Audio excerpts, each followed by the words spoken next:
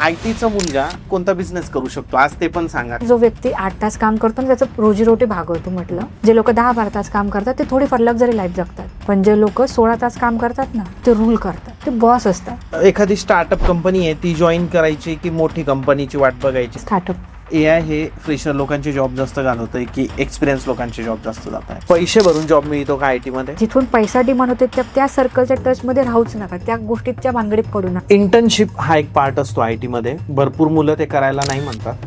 Internship का कराव्यात आणि कशा शोधाव्यात? एखाद्या फ्रेशरने पगाराची अपेक्षा किती ठेवावी? आज जर तुम्हाला पायथन असेल किंवा डेटा सायन्स असेल असं स्किल सेट शिकायला भेटतो ना की जो तुमच्या 7 वर्षात पुढचे सगळे स्वप्न पूर्ण करेल, पगाराकडे बघूच नका. कारण IT जॉबच असा आहे की जे तुम्हाला मल्टिप्लाय करतो पुढे जाऊन तुमचा पगार. सध्या मार्केटमध्ये कोणते कोर्स केले पाहिजे की ज्यामुळे लवकर जॉब मिळेल? आता डेटा अनोटेशन म्हणजे काय की जे तुमचे मोठे प्रोजेक्ट असतात IT चे डेटा सायन्सचे, त्यावरती जो ह्यूज डेटा आहे जो तुम्हाला तिथं प्रोसेस करायचा आहे किंवा अपलोड करायचा आहे, तर त्या डेटाचं सगळं क्लिनिंग असेल किंवा त्याचं प्रोसेसिंग असेल. मग ज्या मुलाला 6 ते 8 महिन्याचा डेटा अनोटेशनचा एक्सपिरियन्स आहे त्याला मशीन लर्निंग आणि डेटा सायन्सचे जॉब पुढे मिळतात. जे मुलं फर्स्ट इयरला आहे, सेकंड इयरला आहे, त्यांना तुम्ही काय सजेशन द्याल? कॉर्पोरेट जॉबसाठी, एका चांगल्या जॉबसाठी सगळे सेन्सेस डेव्हलप असणं गरजेचं आहे. कारण पैसा कमवण्यासाठीचं जे नॉलेज आहे, इंटरव्ह्यू हँडलिंगचं जे स्किल आहे, क्रॅकिंगचं जे स्किल आहे, हे धक्के खाऊनच शिकता येऊ शकतं. आपल्या युनिव्हर्सिटीमध्ये जास्त असंच होतं. प्रोजेक्ट विकत घेतला जातो आणि तो दाखवला जातो. त्या मुलांना इतकं कॅपेबल करू शकतात का की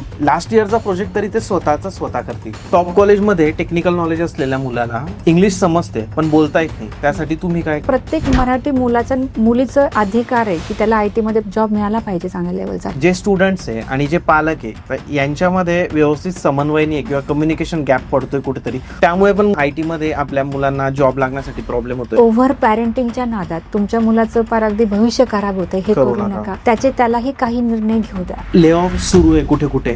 तुमच्या इन्स्टिट्यूट मधून एखादा मुलगा प्लेस झाला आणि तो त्या कंपनीत जॉईन झाला, त्या कंपनीत ले ऑफ आल्यानंतर जर त्याचा जॉब जातोय 6 महिन्यामध्ये, मग तिथं पुणेरी पॅटर्न त्याला कशी मदत करेल? यासाठी मी दर शनिवारी YouTube लाईव्ह वरून शिकवते. ऑल पब्लिकला फ्री आहे की लास्ट वीक मध्ये जे इंटरव्ह्यू झाले त्याच्यामध्ये ह्या कारणास्तव मुलं रिजेक्ट झाले, या कारणास्तव सिलेक्ट झाले, ओके, या कंपनीने कसे इंटरव्ह्यू घेतले. युट्यूब वरून IT चे जे कोर्सेस आहे तेही शिकता येतात. तर मग लोकांनी तुमच्याकडे क्लास का लावा? समजा ठीक आहे, चला तुम्ही म्हटलं तुम्हाला 5 लाखाचा पगार पाहिजे, तुम्ही ना कॅपॅसिटी ठेवता का तुम्ही डेली 8-10 तास अभ्यास करण्याची? तुम्ही कॅपॅसिटी ठेवता की तुमचे 4 लेवलचे इंट्रोडक्शन रेडी पाहिजे?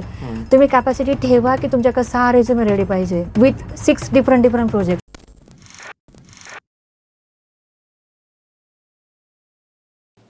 Hello guys and welcome to banter with Chetan. मित्रांनो, आज आपल्यासोबत आहे पुणेरी पॅटर्नच्या सारिका मॅम. मॅम नमस्ते. नमस्कार सर.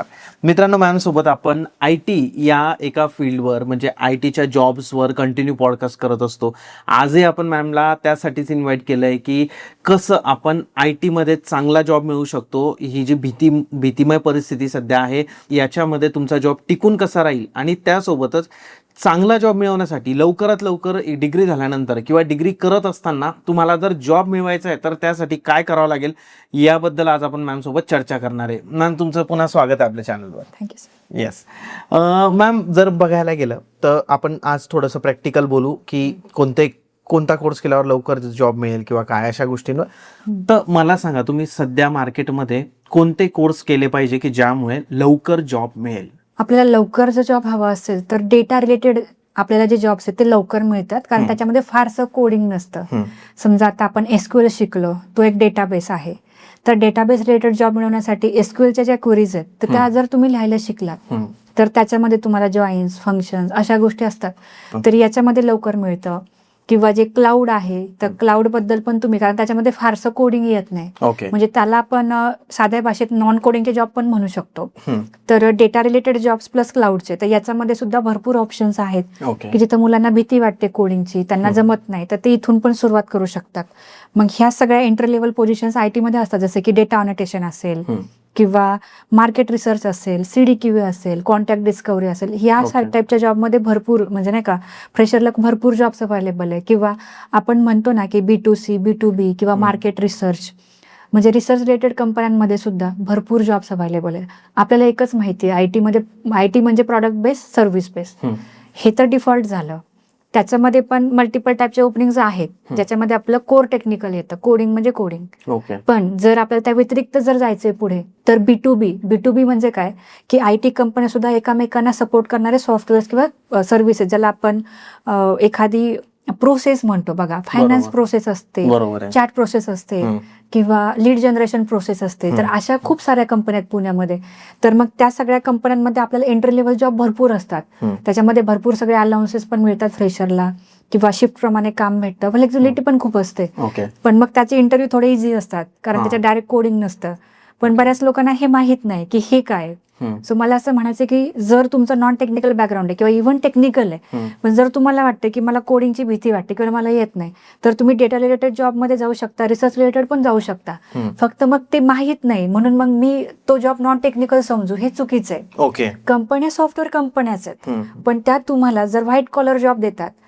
आता हे जॉब्स काय तुमचे चॅट प्रोसेसचे नाही आहेत, ते अगदी वेगळी गोष्ट आहे. म्हणजे तुमचं ते KPO BPO ती वेगळी गोष्ट आली, त्याच्याबद्दल मी बोलत नाही. मी प्युअरली बोलते रिसर्च कंपन्यांबद्दल.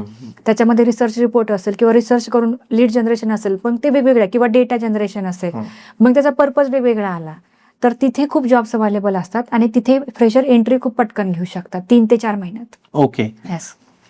असा एक जॉब मला तुम्ही सांगा की ज्या जॉबचं ट्रेनिंग घेतल्यावर, ते स्किल शिकल्यावर 100% नोकरी लागू शकते IT मध्ये. ओके. आता लोकांना अट्रॅक्शन आहे डेटा सायन्सचं. ठीक आहे, मी एक एक्झाम्पल पकडते. प्रत्येकाला डेटा सायंटिस्ट बनायचंय, पण वेळ आहे का तेवढा कोणाकडे? नाही. प्रत्येकाला कमी वेळेत खूप काही पाहिजे. आता जर खरंच एक चांगला डेटा सायंटिस्ट बनायचं असेल, तर एखाद्या व्यक्तीने 10-12 वर्ष काम केलं पाहिजे. मग त्याला त्या वर्षांमध्ये तेवढ्या टेक्नॉलॉजी शिकायला भेटतील, तेवढे क्लायंट हँडल करायला भेटतील, डेटा सिनारिओज हे सगळं कळेल. पण त्याला जर सुरुवात करायची, तर तो डेटा अनोटेशननी करू शकतो. आता डेटा अनोटेशन म्हणजे काय, की जे तुमचे मोठे प्रोजेक्ट असतात ITचे, डेटा सायन्सचे, त्यावरती जो ह्यूज डेटा आहे, जो तुम्हाला तिथं प्रोसेस करायचा आहे किंवा अपलोड करायचा आहे, तर त्या डेटाचं सगळं क्लिनिंग असेल किंवा त्याचं प्रोसेसिंग असेल, तर हे करण्यासाठी फ्रेशर मुलं लागतात. मग ज्या मुलाला 6 ते 8 महिन्याचा डेटा अनोटेशनचा एक्सपिरियन्स आहे, त्याला मशीन लर्निंग आणि डेटा सायन्सचे जॉब पुढे मिळतात. मग त्यांचं स्टार्टिंग पॅकेज 3.5 लाख असतं. की बाबा आपण म्हणतो ना की पोरांना जास्त पगार पाहिजे, पण तो इनिशियली भेटत नाही, कारण इनिशियली तेवढं नॉलेज नाही. पण ते नॉलेज गेन करण्यासाठी पहिली स्टेप आहे डेटा अनोटेशन. मग तिथून त्यांना बेसिक बिल्डिंग ब्लॉक्स कळतात, त्यांना प्रोसेस कळते, त्यांना सगळ्या गोष्टी माहिती पडतात, सॉफ्टवेअर माहिती पडतात, डेटाचे फॉर्म्स कळतात, किंवा अजूनही त्या रिलेटेड भरपूर सगळ्या गोष्टी शिकायला भेटतात. म्हणजे इंटरव्ह्यू इझी जातो, करिअर सुरू होतं, 4 पैसे मिळायला लागतात. मग त्यानंतर एखादा वर्ष किंवा 1.5 वर्ष किंवा फार तर फार 2 वर्ष, ज्यावेळेस एखादी मुलं तिथं काम करून टिकतात, त्यांना नेक्स्ट पोझिशन्स मिळतात. स्पेशलायझेशन मिळतं. डेटा सायन्सचे असतील किंवा AIचे MLचे असतील, त्यांना ते, किंवा डेटा अनालिस्ट कोर काम असेल, कारण तोपर्यंत त्यांना काहीच माहित नाही, तोपर्यंत त्यांना डेटा माहिती पडतो, प्रोसेस माहिती पडते, आणि त्यानंतर मग ते त्याच्यावरती काम. असा कुठलाही फ्रेशर डायरेक्ट अनालिसिस नाही करू शकत, कारण त्यांनी ते सिनारिओ कधी पाहिलेच नाही. त्यामुळे कंपनी पण त्याला डायरेक्ट ते रोल ऑफर करत नाही, म्हणून फ्रेशरला रिजेक्शन पण खूप येतात. हा, पण जर त्याला माहिती आहे की बाबा मला एनिवेज शिकायचंच आहे, मला एनिवेज शिकायचं, तर मी सुरुवात करतो, मी शिकतो, पण मला सॅलरी पण मिळेल आणि मला 6-8 महिन्यानंतर चांगला जॉब पण मिळेल पुढच्या लेवलचा. बरोबर आहे. असे पोचायचे डेटा सायंटिस्टच बनायचे, पोचायचे तिथेच. पण सुरुवात जर इथून केली छोट्या रोल पासून, तर मग त्याला ती जर्नी फार इझी. कारण की असं क्लासेसमध्ये किंवा इन्स्टिट्यूट्समध्ये बसून किंवा कॉलेजमध्ये बसून नाही होणार आहे काय. तुम्ही तिथे कंपनीमध्ये जाणार आहे, तिथे तुम्ही शिकणार आहे, ती गोष्ट वेगळी आली. प्रत्येक कंपनीचे सॉफ्टवेअर प्रोसेसेस वेगवेगळे असतात, त्याच्यामध्ये एकदा तुम्ही पडला तर तुम्हाला अजून जास्त नॉलेज मिळतं पुढचं. अशा लेवलनी प्रत्येक फ्रेशरने गेलं पाहिजे, ना की डायरेक्ट मला डेटा सायंटिस्टची ओपनिंग द्या असं नसतं. दिली तरी ते क्रॅक होत नाही होत असं. पास आउट झालेल्या मुलांसाठी ही गोष्ट आहे मॅम, तुम्ही जसं बोलले. पण जे मुलं फर्स्ट इयरला आहे, सेकंड इयरला आहे, त्यांना तुम्ही काय सजेशन द्याल की त्यांनी कोणता कोर्स करावा किंवा त्यांनी कोणती लँग्वेज शिकावी की ज्यांना लास्ट इयरला पोहोचताच लगेच जॉब मिळेल? कारण माझा एक रूममेट होता, त्याला लास्ट इयरलाच मॅम म्हणजे चालू झालं होतं लास्ट इयर, आणि तेव्हाच एक कंपनी आली एनविडियामध्ये त्याचं सिलेक्शन होऊन गेलं होतं. खूप चांगलं पॅकेज तेव्हा त्याला मिळालं होतं, आणि ही खूप आधीची गोष्ट आहे, 2014ची गोष्ट असेल आहे ते. तर आता असं काय आहे की त्या मुलांनी कोणते कोर्सेस वगैरे करावे, काय करावं की त्यांना सेकंड आणि थर्ड इयरच्या मुलांनी की ज्यांना लवकर जॉब मिळेल चौथ्या इयरला शिकत असताना? खूप चांगला प्रश्न आहे हा. ऍक्च्युअली मला काय म्हणायचंय की जसं तुम्ही एनविडियाचा एक्झाम्पल दिला, तशा बंच ऑफ कंपनीज प्रत्येक कॉलेजला येतात आता फ्रेशरने काय केलं पाहिजे की त्याला साधारण ही आयडिया आहे की माझ्या कॉलेजला मागच्या वर्षी ह्या 4 कंपन्या आल्या. त्यांनी काय केलं पाहिजे, ChatGPT ला एक प्रॉम्प्ट दिला पाहिजे की ह्या कंपन्यांचे साधारण राऊंड्स ऑफ इंटरव्ह्यू काय होते. ओके, बरोबर. साधारण जर आपण बघितलं तर 4-5 राऊंड असतात. मग त्या राऊंड मध्ये काय काय अभ्यास केला पाहिजे याचं बायफर्गेशन पहिलं तर केलं पाहिजे. बरोबर. की ऍप्टिट्यूड होतं, कोडिंग होतं, HR राऊंड होता, अजून काय काय होतं हे बघितलं पाहिजे. आणि त्यानुसार आपण त्या प्रत्येक गोष्टीचा अभ्यास केला पाहिजे. ओके, मी म्हटलं तुम्ही जावा शिका, लगेच तुम्ही फक्त जावा शिका आणि मग ऍप्टिट्यूड तुम्हाला नको येऊ द्या असं होणार आहे का? नाही. कारण की जर मोठा क्राऊड आहे, समजा कॅम्पसमध्ये तुमचे 4 डिग्रीचे मुलं आहे, एका वर्गामध्ये 100 मुलं, त्या 400 मुलांमध्ये तुम्हाला सिलेक्ट करायचं असेल तर तुमच्यामध्ये त्या 4ही क्वालिटीज लागतील की ज्या 4ही राऊंड मध्ये पाहिल्या जातील. कारण कधी कधी लास्ट राऊंडला जाऊन पोरं रिजेक्ट होतात. सो मला काय म्हणायचं की ते जे 4-5 इंटरव्ह्यू राऊंड्स आहेत, सो त्याबद्दल तुम्ही थोडंसं अंडरस्टँड जाणून घ्या. त्यानंतर एक स्पेशलायझेशन कडे फोकस करा. आता समजा एनव्हीडियाला काय अपेक्षा आहे की तुमचे बेसिक कॉन्सेप्ट प्लस तुमचं कोडिंग स्किल चांगलंच पाहिजे, तर तुम्ही त्याच्यावरती फोकस करा. मग फर्स्ट इयरला एक लँग्वेज ॲट अ टाइम शिका. सेकंड इयरला गेल्यानंतर थोडेफार फ्रेमवर्क डेटाबेस शिका. त्यानंतर आता बघा प्रत्येक स्पेशलायझेशन जे आहे तर त्याच्यामध्ये मल्टिपल फ्रेमवर्क असतात. काही वर्ड प्रेस सारख्या साईट म्हणजे अशा गोष्टी असतात की जिथे तुम्ही रेडीमेड बनवू शकता. काही ठिकाणी तुम्हाला आता कुठलीच गोष्ट अशी नाही, समजा आता आपण डेव्हलपमेंटचं एक्झाम्पल घेऊ. एखाद्याला बेस्ट डेव्हलपर बनायचंय तर डेव्हलपर हा फक्त एकच गोष्ट शिकून कधीच नाही बनत. बरोबर. त्याला ॲट अ टाइम 4 गोष्टींची हेल्प घ्यायला लागते. समजा वेबसाईट बनवायची तर त्याच्यामध्ये बॅक एंड आलं, डेटाबेस आला, फ्रंट एंड आलं, थोडंफार डिझायनिंग आलं. मग ह्या सगळ्या गोष्टींचं या मुलांना नॉलेज पाहिजे. ओके, बरं. सगळ्या गोष्टी एका वर्षात शिकायला नाही जमू शकत नाही का, कारण त्यांना अकॅडमिक्स विषय पण असणार आहे. बरोबर. सो मला काय म्हणायचंय की ऍटलीस्ट फर्स्ट इयरच्या मुलांनी एक बेसिक कोर जावा, ऍडव्हान्स जावा, कन्सेप्च्युअल अंडरस्टँडिंग स्ट्रॉंग करणं गरजेचं आहे. सेकंड इयरला गेल्यानंतर त्यांनी त्याच्या पुढचे थोडे मिनी प्रोजेक्ट बनवले पाहिजे. थर्ड इयरला तर सगळंच यायला पाहिजे with framework. Okay, at least third इयरचा प्रोजेक्ट स्वतः बनवला पाहिजे, हे उद्देश ठेवला पाहिजे. तरी पण IT कंपन्या पिक करतात पोरांना, तरी पण करतात. सो मला थर्ड इयर नंतर लगेच जॉब पाहिजे, तर त्यासाठी पहिल्या 3 वर्षामध्ये मला त्या 4ही राऊंडची तयारी करता आलीच पाहिजे. त्याशिवाय नाहीच मिळू शकत. बरोबर. करायचं असेल. तुम्ही असं पाहिलं असेल ना मॅम काही उदाहरणं की मुलं असतात, येतात तुमच्याकडे मुलं मुली कॉलेजमधले टॉपर असतात, हो, बट तरी सुद्धा त्यांचं कॅम्पस सिलेक्शन होत नाही आणि पासआउट झाल्यानंतर पण त्यांना जॉब लागत नाही. कारण त्यांना असं वाटत असतं की जर मी कॉलेजमध्ये टॉप केलंय किंवा मी कॉलेजमध्ये खूप चांगलं ॲग्रिगेट आणलेलं आहे तर मला लगेच जॉब मिळेल, म्हणून ते कोणत्या स्किल शिकण्याकडे लक्ष देत नाही. मग अशा मुलांना तुम्ही कसं शिकवता? पहिलं तर ग्राउंडवरती आणणं आमचं काम आहे. एकदम जमिनीवरती मी स्पष्ट भाषेत बोलेल, कारण की माझ्याकडे असे खूप पॅरेंट्स आहेत की ज्यांचे म्हणजे नाही का, ज्यांचे एकुलते एक मुलं आहेत. तर त्यांचं असं आहे की माझा मुलगा फार हुशार आहे. मला स्पष्टच हे बोलायचं आहे की तुमचा मुलगा गाव पातळीवरती हुशार आहे, फार तर फार तो तालुका पातळीवरती हुशार आहे, पण तो डिस्ट्रिक्ट लेवलला नाही पहिल्या 50 मध्ये 100 मध्ये पण. आणि त्याच्याही उपर जर आपण मेट्रो सिटीच्या कंपॅरिझनला गेलो तर मेट्रो सिटीच्या कंपॅरिझनला आपण खूप मागे आहे. मला स्पष्ट भाषेत हे बोलायचं आहे, कारण की कॉर्पोरेट जॉबसाठी, एका चांगल्या जॉबसाठी सगळे सेन्सेस डेव्हलप असणं गरजेचं आहे. बरोबर. तुमच्या नजरेत तुमचा मुलगा अभ्यास करतोय किंवा तो कॉलेजमध्ये टॉपर, याचा अर्थ असा नाही की त्याला इंडस्ट्रीचं नॉलेज आहे. कारण की फक्त टेक्निकल गोष्टी माहिती आहेत किंवा म्हणजे नाही का तुम्हाला अभ्यासातल्या गोष्टी माहिती आहेत म्हणून मग तुम्हाला इंटरव्ह्यू हँडलिंग स्किल आहे असं नाही होत. सो प्रत्येक पॅरेंटने आणि मुलांनी हे समजून घेतलं पाहिजे की इंटरव्ह्यू क्रॅक करणं ही एक कला आहे. पण जो आपला भ्रम आहे ना की मला सगळं येतं, तर तिथं आम्ही पण काहीच नाही करू शकत. करेक्ट. सो त्यासाठी तुम्ही शिकण्यासाठी उत्साही पाहिजे. जसं आपण म्हणतो ना की जमीन उपजाऊ असेल तर बी हे केल्यानंतर चांगलं उगवतं, पण जर जमीनच उपजाऊ नाहीये तर त्याच्यामध्ये आम्ही काहीच करू शकत नाही. सो मला सगळ्या पालकांना आणि विद्यार्थ्यांना ही नम्र विनंती करायची की तुमचे मुलं तुमच्या नजरेत भले हिरो आहेत, पण त्यांना त्या रेसमध्ये स्वतः उतरू द्या आणि त्यांना हे सांगा की तू बाबा 4 पैसे कमवून दाखव, मग मी मानेल. कारण पैसा कमवण्यासाठीचं जे नॉलेज आहे, इंटरव्ह्यू हँडलिंगचं जे स्किल आहे, क्रॅकिंगचं जे स्किल आहे, हे धक्के खाऊनच शिकता येऊ शकतं. बरोबर आहे. हे जजमेंटल बनवून शिकता येऊ शकत नाही. मॅक्झिमम पॅरेंट्स असं म्हणणं आहे की ही कंपनी छोटी, ही कंपनी मोठी, म्हणजे ह्या चॉईसेस करण्यातच 6-6 महिने काही पॅरेंटनी आणि स्टुडंटनी वेस्ट केलेत. बरोबर. सो कंपनी कधी छोटी मोठी नसते. कंपनी तुमच्या कॅपॅसिटी प्रमाणे तुम्हाला पगार देत असते. भले 2 लोकांची कंपनी असू द्या, तुम्ही जर तिथे काम करता तर तुमच्या क्षमतेप्रमाणे तुम्हाला इनपुट देणार. करेक्ट. आणि जर तुम्ही त्यांना नाही आवडलं तर ते सरळ नाही म्हणणार. इतकं सिंपल आहे. पण तुम्ही तिथे जा तर तुम्ही तो इंटरव्ह्यू द्या तर मग तुम्हाला कळेल ना की तुम्ही कुठे आहेत. कुठे आहे पण तुम्ही तुमच्याच म्हणजे ते आपण म्हणतो ना की ते डबक्यात बसून आपल्याला असं वाटतं हेच एक विश्व आहे. तो प्रॉब्लेम आहे. सो त्याच्या बाहेर पण यायचं, त्याच्या बाहेर खूप मोठं विश्व आहे. सो आणि मला तर स्पष्टच हे वाटतं की मी स्वतः किती हुशार आहे यापेक्षा मी समोरच्या कंपनीला काय कॉन्ट्रीब्युट करू शकतो ते इम्पॉर्टंट हे इम्पॉर्टंट आहे जास्त. आणि ते आपल्याला तेवढ्याच वेळी कॉन्फिडेंटली रिप्रेझेंट करता यायला पाहिजे. बऱ्यापैकी पॅरेंट्स आणि स्टुडंटचं हेच म्हणणं आहे की आम्हाला सगळं येतं. तुम्हाला जर नॉलेज हवंय तर तुम्हाला येत नाही. म्हणजे मी आज स्वतःला म्हणते, जसं की आज मी इथे आले, बरोबर आहे, मी 10 गोष्टी सर्च करून किंवा 10 गोष्टींचा अभ्यास करून आले. कारण आपण पब्लिकली बोलतो, रिप्रेझेंट करतो, तर आपल्याला आधी नॉलेज पाहिजे, तर आपण समाजाला सल्ला देऊ शकतो. आपल्याला नॉलेज नसताना आपण कसं काय देणार. बरोबर आहे. आपण म्हणतो की माझ्या मुलाला सगळं येतं, मग जर सगळं येतं तर मग का नाही जॉब मिळाला, माझा हा प्रश्न आहे. खरंय. सो त्यापेक्षा आपल्याला खरंच नाही येत म्हणून आपण जर कुणाची हेल्प घेत असेल तर मला नाही येत ही शिकण्याची पहिली स्टेज आहे, ती असली पाहिजे. करेक्ट. लास्ट इयरला असताना ना आम्ही प्रोजेक्ट विकत घेतला होता. म्हणजे मी आणि अजून 3-4 मुलं होतो, आम्ही प्रोजेक्ट विकत घेतला होता.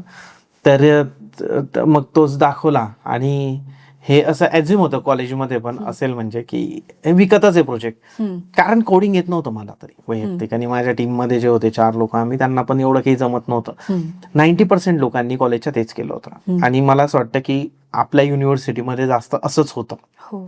प्रोजेक्ट विकत घेतला जातो आणि तो दाखवला जातो. तर तुम्ही तुमच्या क्लासमध्ये जे मुलं आता सेकंड इयर, थर्ड इयरला किंवा 4th इयरला तुमच्याकडे जॉईन होतात की शिकत राहू काहीतरी असं, त्या मुलांना इतकं कॅपेबल करू शकतात का की लास्ट इयरचा प्रोजेक्ट तरी ते स्वतः करतील? नक्कीच नक्कीच. आता प्रत्येक कॉलेजमध्ये एक विद्यार्थी आणि शिक्षक हा प्रॅक्टिकल नॉलेजपेक्षा क्लॅरिकल वर्क जास्त करतो. कारण त्याला कुठेतरी सबमिशन करायचंय आणि टीचरला कुठेतरी क्लॅरिकल वर्क कम्प्लीट करायचंय. मेन जे फ्रेमवर्क आहे आपल्याला लॅपटॉपच्या स्क्रीनवरती जे काम करायचंय तो स्क्रीन टाइमच देत नाही आपण. ठीक आहे. यामुळं काय होतं की आपल्याला एखादी गोष्ट किंवा एखादी आयडिया जरी सुचली तरी आपण ती इम्प्लिमेंट नाही करत. आता आम्ही अपोजिट साईडला काय करतोय की एव्हरी मंथ एंडिंगला प्रोजेक्ट प्रेझेंटेशन ठेवतोय आणि मुलांना एनकरेज करतोय. त्याच्यात काय असेल, त्याच्यामध्ये काय असतं की तुम्हाला जे काही महिनाभर शिकवलं, जे काही एसक्यूएल असेल तुमचं, तुम्ही 4 लाईनचा कोड का असेल ना तुम्ही एक्सप्लेन करायचा सगळ्यांसमोर. तिथे टीचर असतील, प्लेसमेंट टीम असेल, तुमच्यासारखे स्टुडंट असतील, तर तुम्ही बिग स्क्रीन, जसं आता आम्ही बिग स्क्रीनवर शिकवतो, तुम्हाला तो दिवस दिलेला असतो की तुम्ही शिकवायचा आम्हाला. बरं, जर तुम्ही तो प्रोजेक्ट प्रॉपरली एक्सप्लेन करू शकलात आणि विशेष करून जर आम्हाला समजू शकलं की तुम्ही काय बनवलंय, तर तुम्ही इंटरव्ह्यू कॉन्फिडेंटली देऊच शकता. बरोबर आहे ना. मग असं काय, म्हणजे ह्याच्याने काय होतं की एव्हरी मंथ मध्ये हळूहळू त्या मुलामध्ये, म्हणजे पहिल्या मंथ मध्ये त्याला घाम येतो, किंवा कधी कधी असं पण होतं की एखाद्या मुलाने खूप छान एक्सप्लेन केलं पण आम्हाला कळलंच नाही त्यांनी काय बनवलं. बरोबर आहे. कशात काय बनवलं. मग टीचर त्याला क्रॉस करतात, अरे पण हे कशात बनवलंय, कशासाठी बनवलं, हे काय. मग त्यालाही कळतं की आपल्या एक्सप्लेनेशन मध्ये आपला जो पॉइंट ऑफ व्ह्यू किंवा जो मुद्दा आहे तो समजला नाहीये, मग तो पुन्हा एक्सप्लेन करतो. सो अशा एखाद्या व्यक्तीला आपला प्रोजेक्ट एक्सप्लेन करायला लागतो की ज्याला काहीच माहित नाही, एकदम शून्य आहे, तो स्क्रॅच आहे. जर त्याला तुमचा प्रोजेक्ट कळला, तुम्ही बेस्ट एक्सप्लेनेटर झाला. मग इंटरव्ह्यू हा असाच असतो आयटीचा, की ते इंटरव्ह्यूवर असं दाखवतात की त्यांना काहीच माहित नाही, तुम्ही एक्सप्लेन करायचंय. मग तुम्ही कन्व्हिन्स करू शकला, तुमचे थॉट तुम्ही पोहोचू शकला. तर याच्यामुळे काय होतं की त्याच्याकडे प्रेझेंटेशन ॲबिलिटी येते, दुसरं त्याला कॉन्फिडन्स येऊन जातो, ते त्याच्यात इम्प्रुव्हमेंट होते. बरोबर. जे मागच्या महिन्यात चूक केली त्याला आता पुन्हा करायची नाही. सो त्यामुळे कॉलेजमध्ये जे प्रोजेक्ट असतात त्याच्यापेक्षा 10 पटीने इकडचे प्रोजेक्ट एक्स्ट्रा स्ट्रॉंग असतात, कारण ते त्यांनी स्वतः बनवलेले असतात. माझे टीचर काय करतात, त्यांना गाईड करतात, ते स्वतः बनवून देत नाहीत. ते म्हणतात की तू इथे हे मॉड्यूल वापर, इथे तुझं हे चुकलंय, हे लॉजिक इथे गडबड झाली, आपल्याला इथे हे करायचंय. डिरेक्शन आमचीच असते, क्रिएशन मुलांचं असतं. पण हे शक्य का होतं, कारण की आपलं जे टीचिंग आहे त्याच्यामध्ये समजा एक्झाम्पल घेऊ आपण पायथॉनचं, तर ज्युपिटर नोटबुक वरतीच कोड लिहिला जातो. व्हॉट इज पायथॉन तिथूनच सुरुवात होते, है ना. कारण जोपर्यंत मुलं कोड करत नाही आणि ट्रेनर त्यांना करून दाखवत नाही, तोवर त्यांना ते जमणारच नाही. एक्झॅक्टली. सो प्रॅक्टिकली शिकवलं जातं, त्यामुळे मुलं खूप इझिली ते करतात. म्हणजे आपण जे म्हणतो ना की थेरॉटिकल नॉलेज, प्रॅक्टिकल नॉलेज, तर प्रॅक्टिकल नॉलेज त्यांना स्ट्रॉंग बनवतं. त्यामुळे त्यांचं जोपर्यंत क्लास पूर्ण होईल तोपर्यंत त्यांच्याकडे बरेच सारे प्रोजेक्ट आलेले असतात. सो ते इम्पॉर्टंट. आता आम्ही मोटिवेशन त्यांना देण्यासाठी त्यांना अवॉर्ड देतो. 1000 रुपीचं प्राइज असतं, 700 रुपये, 500. त्यांना खूप भारी वाटतं. मग ते फोटो आम्ही पोस्ट करतो, किंवा ते त्यांना भारी वाटतं. मग ते रेझ्युमे मध्ये ऍड करायला लावते मी, की तुम्ही इथं अचिव्हमेंट केली ना ऑल ओव्हर सगळी. मी जसं म्हटलं की गाव पातळी, बरोबर. तालुका, जिल्हा आणि मग सगळीकडचं क्राऊड, आणि त्याच्यात तुम्ही पहिले आलात, बरोबर. मग तुम्ही बेस्ट आहेत. कारण एवढं सगळे स्ट्रगलर्स मध्ये तुम्ही एकदम बेस्ट रिप्रेझेंट करताय. करेक्ट. इव्हन दो तुमच्या आजूबाजूला सगळा असा क्राऊड आहे की ज्यांच्याकडे जॉब नाहीये, दुःखच दुःख आहे, तरी तुम्ही करताय म्हणजे तुम्ही बेस्ट आहे. बरोबर. मग ते मोटिवेशन द्यायचं काम आमचं आहे. मग ते मुलं एवढं बेस्ट करतात आणि लास्ट इयरला त्यांचं जॉबचं काम होऊन जातं. प्रोजेक्टही होतो, जॉबचं Project- कामही होतं, तुम्हाला म्हणजे आश्चर्य विकत पण नाही वाटेल. घ्यावं लागत. आश्चर्य वाटेल की ना 3rd इयरच्या मुलांनी असे इंटरव्ह्यू क्रॅक केलेत, किंवा डिप्लोमाच्या 2 मुलांनी की जे डिग्रीवाल्यांना क्रॅक नव्हते होत. ओके. तुम्हाला आश्चर्य वाटेल. लास्ट नाही या मंथची गोष्ट आहे. डिप्लोमा AIDSच्या 2 मुलं आहेत RIT कॉलेजचे. दोघांनी पण डिप्लोमाचे पण मुलं आपल्याकडे शिकतात का हो, मॅम? ते पण त्यांनी पण इंटरव्ह्यू क्रॅक केले. ओके. सो मला सांगायचा मुद्दा तोच आहे की तुमचं बॅकग्राऊंड मॅटर करत नाही, तुमची इच्छा मॅटर करते. इच्छा मॅटर. जर तुम्ही ठरवलं की मला 3rd इयर मध्ये प्रोजेक्ट रेडी करायचा आहे, हा. तर तुम्ही आरामातच करू शकता, कारण तुमच्यासमोर डिरेक्शन देणारा कोणीतरी आहे, करून घेणार एक जण आहे, आणि प्रेझेंटेशन करून घेणारा तिसराच व्यक्ती आहे. बरोबर आहे. मग ते का नाही होणार? सो हे प्लॅटफॉर्म क्रिएट करून द्यायचं काम आमचं आहे. बेस्ट. टॉप कॉलेजेस असतात काय, जसं आपण म्हणतो की आपले मराठी मुलं, मराठी टीचर्स किंवा आपले जे कॉलेजेस आहे आमच्या तिकडचे, ते खूप चांगलं शिकवतात. आणि मग मुलांना चांगले इंजिनिअरिंग कॉलेजेस लागतात, काही मुलं गव्हर्नमेंट कॉलेजमध्ये सिलेक्ट होतात. पण काय होतं ना की तिथे इंग्लिशमध्ये सिलेबस असतो वगैरे, सगळं ठीक आहे. इंग्लिश मधला सिलेबस त्यांना समजतो, ते वायवा टेक्निकलच्या बेसवर देऊन देतात. बट कंपनीमध्ये आल्यावर असं असतं की तुम्हाला क्लायंट जो तुमचा आहे तो बसलाय बाहेर देशामध्ये, तुम्हाला इंग्लिश येणं खूप गरजेचं आहे, खूप जास्त गरजेचं आहे इंग्लिश येणं. कारण जर तुम्ही तुमच्या क्लायंट सोबत कम्युनिकेट करू शकत नाहीये तर तुमची ग्रोथ होणारच नाहीये. बरोबर. पण मग टॉप कॉलेजमध्ये टेक्निकल नॉलेज असलेल्या मुलाला इंग्लिश समजते पण बोलता येत नाही, त्यासाठी तुम्ही काय काय प्रिपेअर करा? माझं हेच आहे की म्हणजे मी माझ्या ठिकाणी तरी एक प्लॅटफॉर्म तयार करून दिला, एव्हरी मंथ 15 डेज, की जिथे आपल्याला जे इंग्लिशमधून इंटरव्ह्यू द्यायचा आहे किंवा जे संभाषण करायचंय, तर त्यासाठी प्लॅटफॉर्म दिलेला आहे. ओके. म्हणजे एक एक्झाम्पल घेऊयात आपण, ग्रुप डिस्कशन.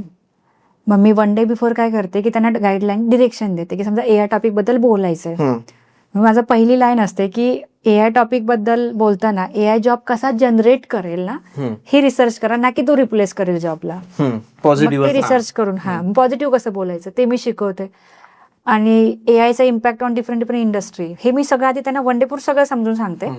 आणि 2nd डेला मग मी त्यांना बोलायला सांगते. मग त्या GD मध्ये भरपूर मुलं बोलतात त्यांचे, मग ते ओपिनियन मांडताना मग काही गडबडतात, काही खूप छान बोलतात, काहींना ऍव्हरेज बोलता येतं. मग हे सगळं मी नोटीस करते आणि मग त्यांना समजावून सांगते की असं नाही बाळा, हे असं. ओके. कारण ते जेव्हा त्यांच्या टाईपच्या सर्कलमध्ये येतात ना, दे आर कम्फर्टेबल की ते बोलते. सो हे जनरली एव्हरी मंथ चालतं. हा एक प्रोग्रामच आहे का तुमचा? प्रोग्रामच आहे हा. मग यामुळे कसं होतं की थॉट शेअरिंग होतं. आज तुम्ही एकटेच बसलात घरी, तुमचं थॉट चुकीचं आहे का बरोबर हे सांगणार कोणीच नाही, तुमच्या घरातल्या मेंबर्स त्यातलं काही कळत नाही. मी जिथे असते ना, माझा रोल असतोय, अरे नाही हे असं आहे, हे चुकलंय, हे असं नाही बोलायचं, हे असं पाहिजे. किंवा नॉलेज गिव्हिंग, नॉलेज ट्रान्सफर ज्याला म्हणतो, तर ते एव्हरी मंथ चालू असतं. हा एक टॉपिक झाला. ह्यापेक्षा वेगळं HR राऊंडचे क्वेश्चन आन्सर झाले. म्हणजे कुठलेही क्वेश्चन समोरून आले ना तरी पण त्याला हँडल कसं करायचं. आणि तसंच का, जसं मी म्हटलं व्हाय, का, म्हणजे HRचा काय पॉइंट ऑफ व्ह्यू हे मला जास्त बेटर वेने माहिती आहे. माझं काम आहे. मग ज्यावेळेस हे मुलं बोलायला लागतात, स्वतःहून सांगायला लागतात, थॉट शेअरिंग होतं त्यांचं, तेव्हा ते त्या फिअरच्या बाहेर येऊन जातात. मग त्यांना जनरल इंग्लिश बोलणं काय डिफिकल्ट जात नाही. सो हा मेन डिफरन्स आहे की आपण आपल्या घरामध्ये बसून बोलतोय आणि आपल्याला ते नाही समजत आहे किंवा कोणी सांगत पण नाही की मी बरोबर आहे का चुकीचा.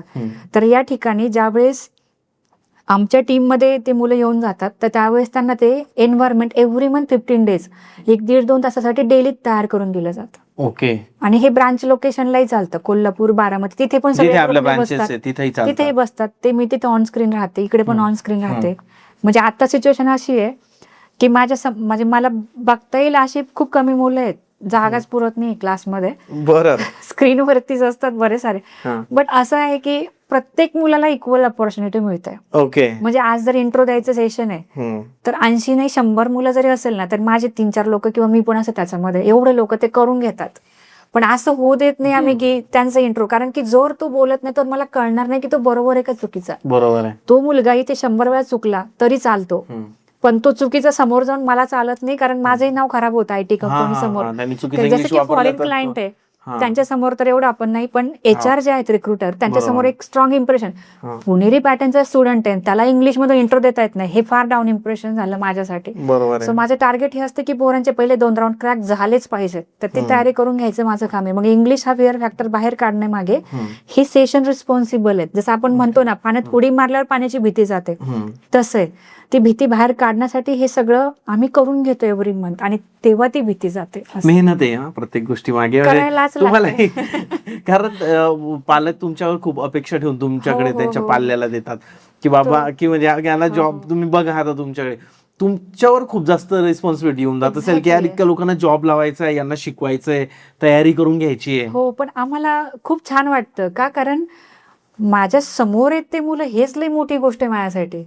ते जर नाही आले तर त्यांचं काहीच नाही होणार, पण ते आलेच समोर, त्यांना बोलायचे, त्यांची इच्छा आहे, ही गोष्ट आम्हाला खूप ड्राईव्ह करते. म्हणजे लिटरली आमचं लंचचा टायमिंग 1 ते 2 आहे, पण कधी कधी 3 म्हणजे मागचं 15 दिवस सलग 3 वाजले होते. पण आम्हाला भूक पण नाही लागत का, कारण त्याबद्दलचं तेवढं पॅशन आहे. कारण मला माहिती की हा जो लॉट माझ्याकडे आलाय ह्याच्यातला बराच सारा प्लेस होऊन जाणार आहे. बरोबर आहे. आज जर तो लॉट माझ्याकडून तयारी करण्यासाठी बसलेला आहे, त्यांच्यामध्ये जे एन्थुझियाझम तयार झाले, हे जर असंच मेंटेन राहिलं 15 डेज तर नक्कीच ते प्लेसमेंट घेऊन जातील. म्हणजे जे आपण म्हणतो ना की आपल्या महाराष्ट्रातला प्रत्येक मराठी मुलगा प्लेस झाला पाहिजे, तर हे त्या मोटिवेशननीच प्लेस होणार आहे की नाही बाबा मॅम आहेत, टीम आहे, ती करून घेते. तर ह्याच्यामुळे मग ते म्हणजे मोटिवेशन मुलं देतात आम्हाला की नाही बाबा त्यांना यायचंय, त्यांना बोलायचंय, बस संपला विषय. मग ते चुकीचं आहे बरोबर आहे तो भाग नंतरचा. तुमचं असं स्वप्न आहे का की आपल्या महाराष्ट्रातल्या प्रत्येक मराठी मुलाला IT मध्ये जॉब लागला पाहिजे? नाही, आपल्या मुलांचा अधिकार आहे. म्हणजे मला असं वाटतं की आउट ऑफ स्टेट लोक इथं येऊन, म्हणजे जसं मी नेहमी एक्झाम्पल देते की माझ्या सोसायटीमध्ये ज्या फ्लॅट साठीच्या ज्या पाट्या लागल्यात ना, त्यात खूप कमी मराठी नाव आहेत. हो का? मला खूप वाईट वाटतं की म्हणजे आपल्या पुण्यातल्या टॉपमोस्ट सिटीमध्ये जिथं मराठी माणसं जास्त राहतात, तर तिथे OMS लोकांच्या जर पाट्या आहेत तर आपल्या मराठी माणसांच्या का नाहीत? हे चित्र बदललं पाहिजे मला असं वाटतं. कारण आपली मराठी मुलं खूप हुशार आहेत, म्हणजे लिटरली मी स्पष्ट सांगेल, दे आर व्हेरी इंटेलिजंट. फक्त त्यांना थोडीशी भीती आहे की मला जमेल का किंवा मी हे करू शकेल का.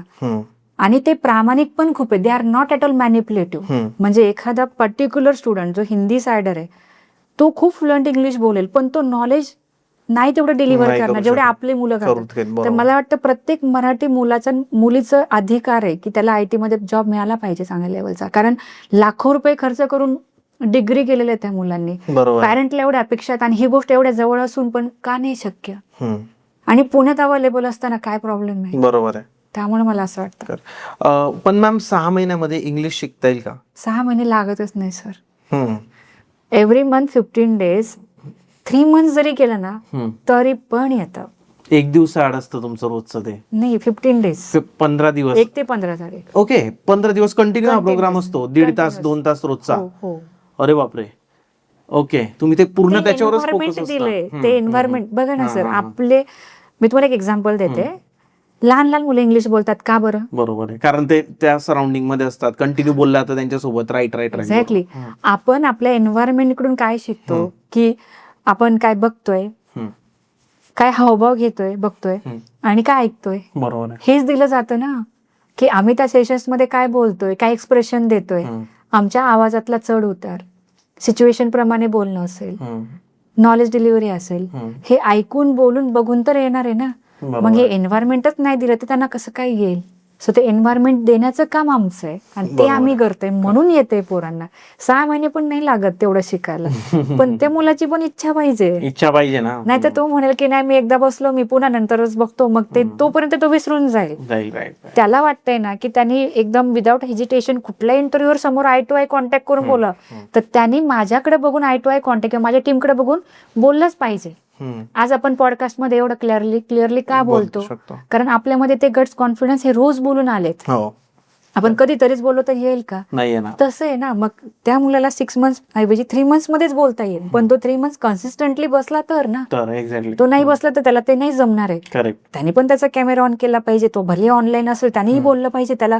असं नाही ना म्हणत तू चुकीचं, उलट अपयश याची पहिली पायरी चुकीचं असतं बोललं पाहिजे, मग कळणार कसं त्याशिवाय काय चुकलंय. बरोबर आहे. सो हा फॅक्टर लय महत्वाचा आहे. म्हणजे इंग्लिश ही फक्त भीती आहे, ती जाते वेळेनुसार. अजून एक म्हणजे एक ट्रिक आहे जी ऍड करू शकतो मॅम याच्यात आपण, जी मी वाचली एका ठिकाणी, की तुम्हाला जर इम्प्रूव्ह करायचं आहे तुमचं स्किल किंवा तुमचं बोलण्याचं स्किल किंवा तुम्हाला एखाद्या गोष्टीचं नॉलेज तुम्ही घेत आहे, तर रोज रात्री 1 तास किंवा अर्धा तास तुम्ही स्वतःसाठी द्या आणि तुम्ही काय शिकले ना ते रोज लिहा लिहून काढा. किंवा उद्या काय करणार आहे तुम्ही ते लिहून काढा. लिहिण्यातून खूप समजतं. किंवा तुम्ही जे त्यांना माहिती देताय किंवा आता आपल्या पॉडकास्ट मधून जरी कोणी काही शिकतंय तर मला असं वाटतं की त्या लोकांनी त्या गोष्टी लिहून काढाव्या, इथून सुरुवात करावी.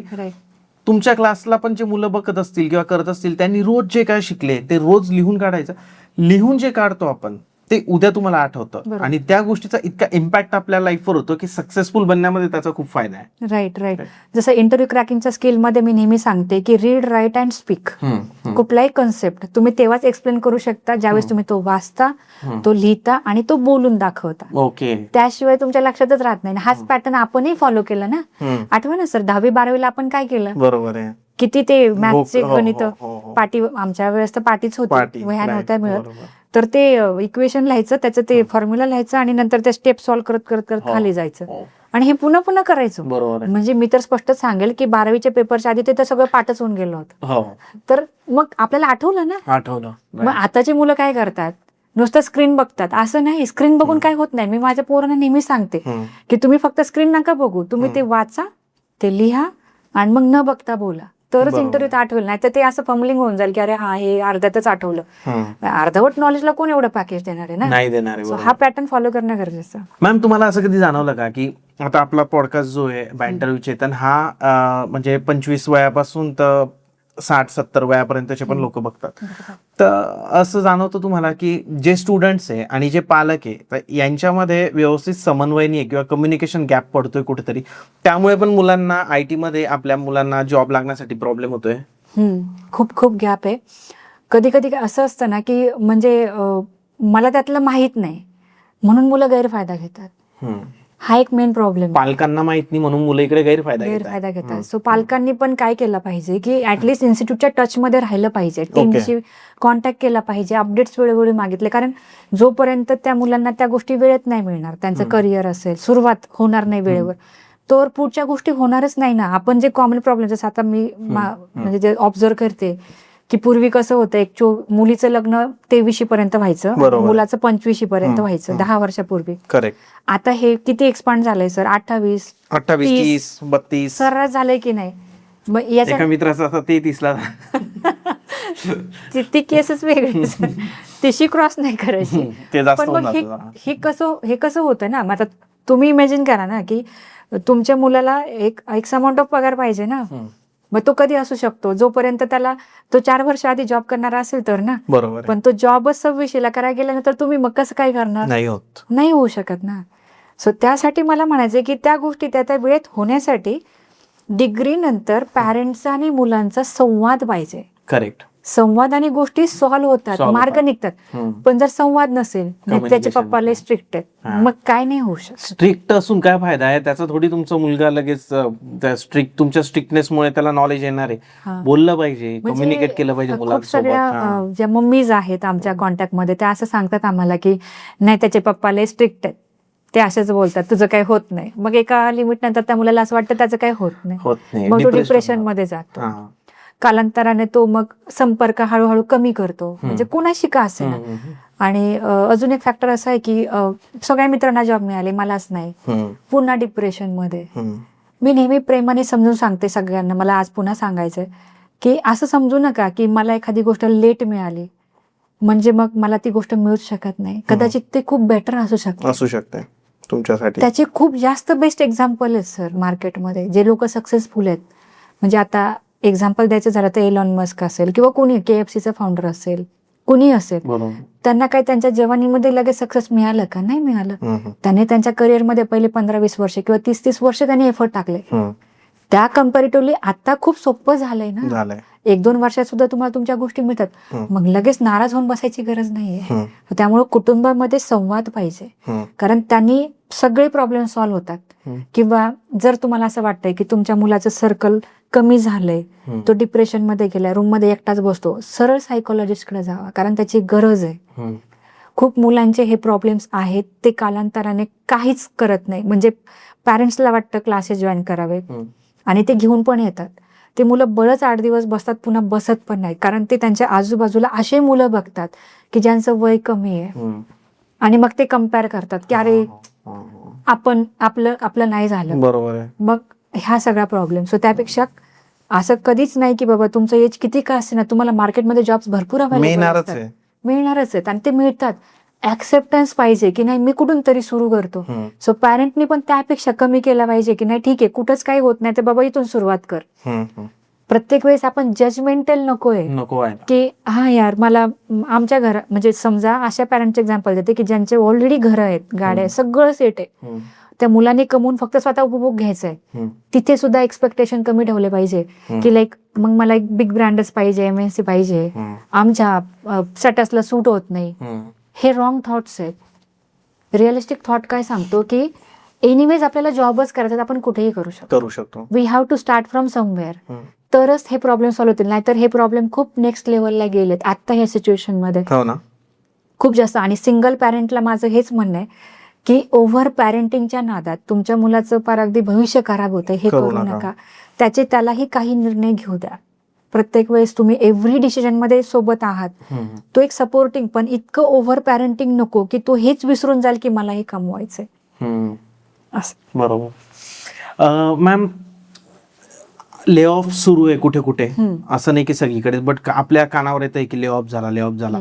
सोशल मीडियावर पण असे व्हिडिओज येत आहेत की आम्ही ले ऑफ झालोय, ले ऑफ चालू आहे. तर तुम्ही जर एखाद्या मुलाला प्लेस करून दिलं तुमच्या कंपनीमधून, तुमच्या इन्स्टिट्यूटमधून एखादा मुलगा प्लेस झाला आणि तो त्या कंपनीत जॉईन झाला, तर मग त्या कंपनीत ले ऑफ आल्यानंतर जर त्याचा जॉब जातोय 6 महिन्यामध्ये, मग तिथं पुणेरी पॅटर्न त्याला कशी मदत करेल? त्याला आम्ही पुढच्या जॉबसाठी प्रिपरेशन करून घेतो आणि पुन्हा ओपनिंग्स देतो. कारण की कसं होतं ना, सगळ्यांचंच कंटिन्यू नाही होत एम्प्लॉयमेंट. एखाद्याला तो जॉब रोल झेपतो, एखाद्याला नाही झेपत, किंवा कंपनीच्या एक्सपेक्टेशन प्रमाणे काही मुलं डिलिव्हर नाही करू शकत आउटपुट. सो त्या केसमध्ये त्याला पुढचे ओपनिंग्स हे असतं. आता जो पहिला प्रश्न ले ऑफचा, तर ले ऑफ बद्दल मी हे सांगेल की कंपनी रिस्ट्रक्चरिंग किंवा ऑपरेशन्स कॉस्ट कमी करण्यासाठी सुद्धा अनप्रोडक्टिव्ह लोक कंपन्या ले ऑफ करतात. अनप्रोडक्टिव्ह लोक ले ऑफ करतात. एक्झॅक्टली. मग आता त्याचं एक एक्झाम्पल जर जायचं झालं की समजा एखादी MNC आहे, तिच्या जगामध्ये 7 लाख लोक काम करतात. त्याने जर ठरवलं त्या कंपनीने की 1% लोक ले ऑफ करायचे, तर 1% किती झालं मग 7 लाखाच्या? 7,000 लोक. आपल्यासाठी तो लय मोठा आकडा झाला. पण ते 7,000 लोक पूर्ण जगातून रिप्लेस केलेत किंवा ले ऑफ केलेत, तर त्यांचे इंडिया लोकेशनला एखादं ऑफिस असेल तर त्या ऑफिसमधून फार कमी लोक ले ऑफ झाले ना. मग हे समजून घेतलं पाहिजे. तर AI मुळे ले ऑफ झाला असं कधीच घडलेलं नाही, त्याला ते नाव दिलं गेलेलं आहे. पण ले ऑफ करणं ही खूप नॉर्मल गोष्ट आहे. नॉर्मल गोष्ट पहिले पण होत होतं. प्रत्येक कंपन्या करतात त्या गोष्टी. म्हणजे आपण ज्याला म्हणतो ना फायनान्शियल सायकल रिवाइज करणं, की ज्याच्यामध्ये अनप्रोडक्टिव्ह लोक रिप्लेस करणं, हे खूप नॉर्मल. आता उरली गोष्ट AIची. जसं AI मुळे ले ऑफ झालं, त्याचं मी रिझन सांगते की AI हा तितका कॉस्ट इफेक्टिव्ह नाहीच आहे ह्या मोमेंटला. आपण जसं म्हणतो की इंडिया हे प्राइस सेंट्रिक मार्केट आहे, बरोबर, की तर प्राइस बघून घेतलं जातं. म्हणजे काय मर्सिडीज सेल होत नाही असं नाही, ती पण सेल होते, सगळं सेल होतं. बरोबर. पण मॅक्झिमम काय होतं? मारुती सुझुकी होते ना प्राइस. तोच मुद्दा मला समजून सांगायचा आहे की AI खूप भारी आहे. जसं मी सर्व मिळायचं example, that is very excellent. पण जर एखाद्या एजन्सी ओनरला तो अफोर्डेबलच नाही, बरोबर, तर कदाचित तो 4 एडिटर ठेवेल, टाक बाबा सब टायटल, काय फरक नाही पडत, त्याचं काम बनतंय. सो त्यामुळं लगेच लोकांनी त्याला घाबरून जाऊ नये की AI आला जॉब जाणार, कारण AI एवढा स्वस्त नाहीये सर. नाहीये. ॲज अ एंड युजर तो कदाचित थोडाफार युजर फ्रेंडली स्वस्त आहे. पण जर तुम्ही एंटरप्राइज व्हर्जन बघितलं, जसं की मी एक्झाम्पल देते विंडोज OSचं, विंडोज ऑपरेटिंग सिस्टीम सगळ्यांना फ्री आहे. बरोबर. आपण जन्म झाला तेव्हापासून फ्री आहे. का? कारण मायक्रोसॉफ्टला एम्प्लॉय बनवायचे की जे विंडोज मध्ये एम्प्लॉयमेंट देऊन काम करतील. पण मग ते कमवतात कुठून? एंटरप्राइज व्हर्जन मधून की जे कंपन्यांना सेल करतात आणि त्याच्यामध्ये ते त्यांच्या सर्व्हिसेस विकतात, बरोबर. तसंच जो AI आहे तर तो AI एंटरप्राइज व्हर्जनला भरपूर कॉस्टली आहे. बरं, आता AI जर वापरायचा झाला तर वापरण्यासाठी व्होकॅब्युलरी स्ट्रॉंग पाहिजे, म्हणजे त्याला तुम्हाला प्रॉम्प्ट चांगले देता येईल. आता लोक बोलतात की प्रॉम्प्ट इंजिनिअरिंग वाल्यांनी जॉब नेलंय, असं पण नाही. त्याच्यानंतर कॉन्टेक्स्ट इंजिनिअरिंग आलं. म्हणजे काय की समजा तुम्ही फक्त म्हटलात की माझं लग्न कधी होईल, तर तुम्हाला टेंटेटिव्हली जिथं येऊन जाईल रिप्लाय ओपन AIचा, बरोबर. पण जर तुम्ही AI ला असं बोललात की माझं हे एज आहे, माझं ही डिग्री आहे, माझं हे शिक्षण झालंय, हे पासआउट इयर आहे, माझी ही कास्ट आहे, है ना, मी काय डिरेक्शननी मुलगी बघितली पाहिजे, तर तुम्हाला रिअलिस्टिक रिपोर्ट येईल, डिरेक्शन सकट येईल, कारण तुम्ही प्रॉम्प्ट प्रॉपर दिले. पण जर तुमच्याकडे व्होकॅब्युलरीज नाही, तुम्हाला विचारण्याची क्षमताच नसेल तर मग त्यासाठी AI शिकणं गरजेचं आहे. भले आपण स्मार्ट AI नाही बनवू शकत, ती वेगळी गोष्ट आली, ती फंटॅस्टिक गोष्ट आली की चला मी AI डिझाईन करतो. आपल्यामधले बरेच लोक नाही बनवू शकत. कमीत कमी वापरता तर आलं पाहिजे, बरोबर, की मी चांगल्या पद्धतीने वापरतो. वापरण्यासाठी तो AI कसा वापरायचा हे पण AI कडून शिकून घेतलं पाहिजे. तर त्यासाठी AI चे मल्टिपल टूल्स आहेत, कुठला कशासाठी का वापरायचे, व्हाय, हे पण खूप गरजेचं आहे. त्याची रील आपली ऑलरेडी अपलोड झाली आपल्या इंस्टाग्राम चॅनलवर. ती रील बघितल्यावर लोकांना कळून जाईल की AI चा कोणत्या कामासाठी कोणतं AI चं टूल वापरलं जाऊ शकतं. बरोबर. येस, ते तुम्ही फार छान एक्सप्लेन केलंय त्या रील मध्ये. म्हणजे पालक आहे, आले आपल्या गावावरून, समजा माझ्याच गावावरून आले, जळगाववरून व्हिडिओ बघून आले आणि पुणेरी पॅटर्नच्या मगरपट्ट्याच्या ऑफिसला भेट दिली त्यांनी, आणि ते तुम्हाला विचारताय की मॅडम आम्ही तर क्लास लावून देतो, आम्ही तुमचा व्हिडिओ बघितलेला आहे, पण गॅरंटी काय द्याल की माझ्या मुलाला किंवा माझ्या मुलीला जॉब लागेल तुमच्या इथून त्याने ट्रेनिंग घेतल्यावर किंवा तो कोर्स केल्यावर? ऍक्च्युली कसं आहे ना, गॅरंटी आपण इंटरव्ह्यू शेड्युलिंग किंवा एफर्टची देऊ शकतो की ठीक आहे चला तुम्ही क्लास लावला, आम्ही आमच्या ठिकाणी तुम्हाला प्रॉपर डिलिव्हर करतोय गोष्टी. इंटरव्ह्यू अरेंज आम्ही करू शकतो, फार तर फार रिजेक्ट झाल्यानंतर रिझन पण देऊ शकतो, हे पण कुणी देत नाही. बरं, being very frank with you की भरपूर इन्स्टिट्यूट्स किंवा भरपूर सगळे ऑनलाईन पोर्टल्स कॉल भले तुम्हाला 100 देतील, पण they will not tell you the reason की तुमचं का रिजेक्शन झालं. आम्ही तेही करतोय की आज तुमचा कॅन्डिडेट किंवा तुमचा मुलगा रिजेक्ट झाला ना, त्याच्यामध्ये हे प्रॉब्लेम्स आहेत, बरोबर, कारण त्याला तेवढे ऍसेस केलं जाते 6 months पर्यंत की ठीक आहे चला, म्हणजे हे कोडिंग नाही येत किंवा एक्सप्लेन करता येत नाही थेअरी, आम्ही ते सांगून देतो.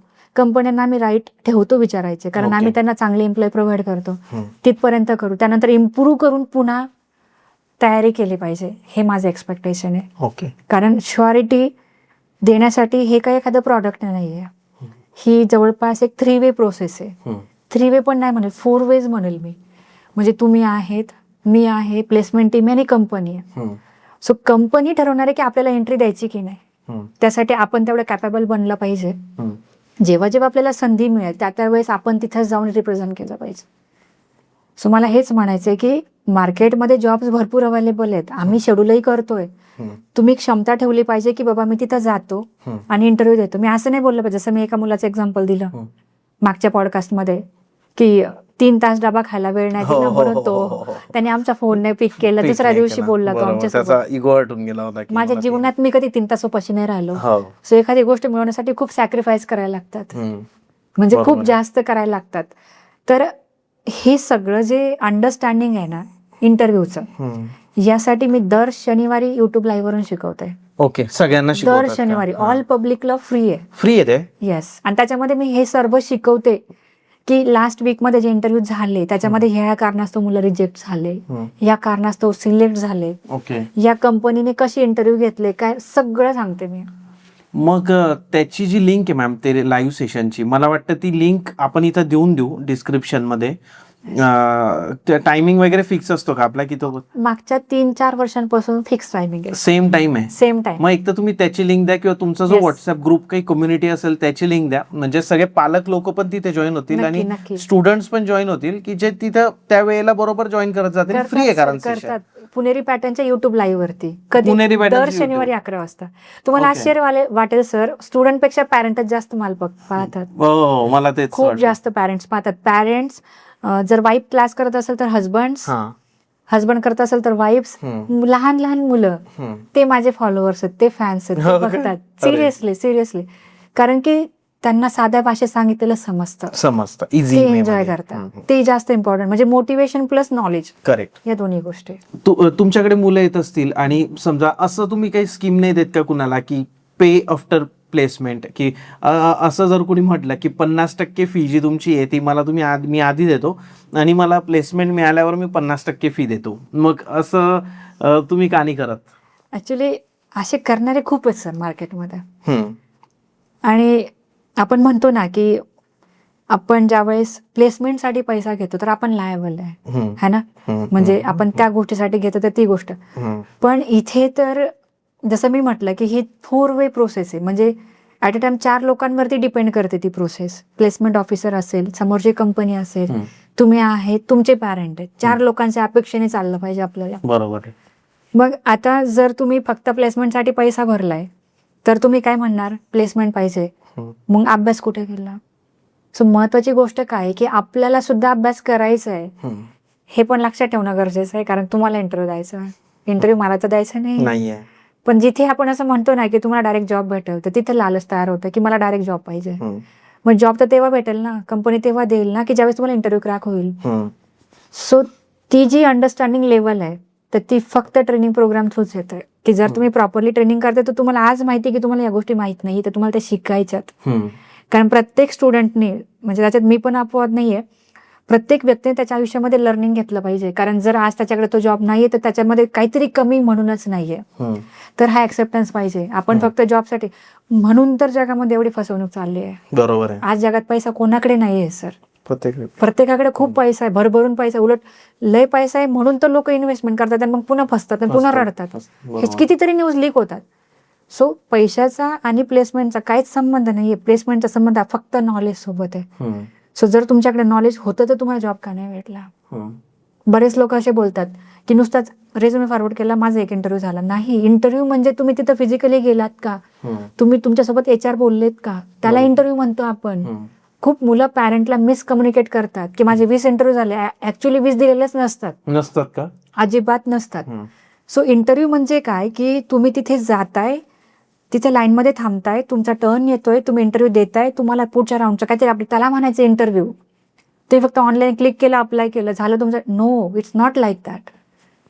या गोष्टी आणि हे जे प्रश्न आहेत ना लोकांचे की पे आफ्टर प्लेसमेंट, यामुळेच लोक फसतात आहेत. त्यामुळे तुम्ही असे प्रश्न नका विचारू ज्याच्यामुळे तुमचा पैसा व्हायला जाईल. बरोबर आहे. तुम्ही पहिलं तर हे स्वीकारा की हे असं काही नाही जगामध्ये, हे असं काही नाहीये जगामध्ये. एकच गोष्ट आहे की माझ्याकडे नॉलेज असेल तर मला जॉब का नाही भेटणार, फक्त मला करेक्ट प्लेसला पोहोचायचंय. ती प्लेस जर मला समोरच्या टीमकडून भेटत असेल, ती अपॉर्च्युनिटी भेटत असेल, तर मग मी तिथे जाऊन इंटरव्ह्यू देतो. इतकं सिंपल. स्वतःची जबाबदारी आपण स्वतःही घेतली पाहिजे. युट्यूबवरून IT जे कोर्सेस आहे तेही शिकता येतात, तर मग लोकांनी तुमच्याकडे क्लास का लावा? कारण युट्यूबवर पण भरपूर नॉलेज दिलं गेलेलं आहे. मग पुणेरी पॅटर्न कडे काय यावं मुलांनी आणि त्यांच्या पालकांनी? तुम्ही वेगळं काय करणार आहे आणि युट्यूबवरून शिकलं तर काय वेगळं होणार आहे, मला ते सांग. खूप चांगला प्रश्न आहे हा सर. युट्यूब हे नॉलेज द्यायचं माध्यम आहे, पण तुम्ही त्यांना क्रॉस व्हेरिफिकेशन किंवा क्रॉस क्वेश्चन नाही करू शकत. कारण युट्यूबचा एक पर्पज आहे, सबस्क्रायबर वाढवणं असेल, रेव्हेन्यू जनरेट करणं असेल. कारण आपण आता लेटेस्ट न्यूजमध्ये पाहिलं ना की युट्यूबमध्ये जे टीचिंग करतात त्यांना काहीतरी 80 to 175 रुपीज पर आवरचे मिळतात, समथिंग लाईक दॅट. आणि न्यूज चॅनलला कमी पैसे मिळतात. आपण ऐकलं असेल ही गोष्ट. तो पर्पज असतो. किंवा आपण ज्याला म्हणतो ना की चॅनल जॉईन करा किंवा प्रायोरिटीवरती इन्फॉर्मेशन, राईट, मेंबरशिप म्हणायचंय मला, तिथून पैसा मिळतो त्या लोकांना. त्यांना नाही फरक पडत की तुम्हाला काय प्रश्न पडलेत, है ना. मग तुम्ही काय झालं, तुम्ही सायलेंट लर्नर झालात ना, मग तुम्हाला ती गोष्ट समजली का, कितपत समजली हे विचारायला कोण आहे समोर. एक गोष्ट एक्सप्लेन करण्याचे 10 चॅनल आहेत, ते तुम्हाला कन्फ्युज करतात, ते तुम्हाला इझी भाषेत नाही सांगू शकणार, है ना. बरोबर. सो त्यामुळं तुमचा टाईप जर असं असेल ना की तुम्हाला युट्यूब मधलं सगळं समजतं, तर तुम्ही पहिल्या 10 मध्ये, तर तुमच्यासाठी ते वर्क करेल, करणार नाही असं मी नाही म्हणत. पण जर तुमचा टाईप तो नाहीये की तुम्हाला तिथून शिकलेलं समजतं, तर तुम्ही त्याच्यात वेळ नाही घालवला पाहिजे.